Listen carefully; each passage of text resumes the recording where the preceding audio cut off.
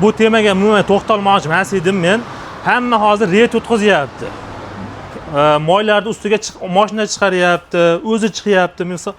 Men xohlagan moyimni, mana shu yerga kelasizlar, mana shu kichkina sklatimiz.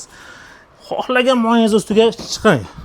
Kerak bo'lsa xohlagan mashinani ustiga chiqarib berishim mumkin. Bunga men javob beraman, bunga ishonaman. Lekin bu tekshirish to'g'ri deb o'ylamayman. 100% tekshirish emas.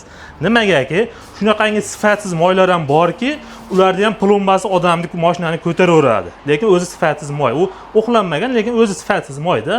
Endi ular sanab o'tmaymiz.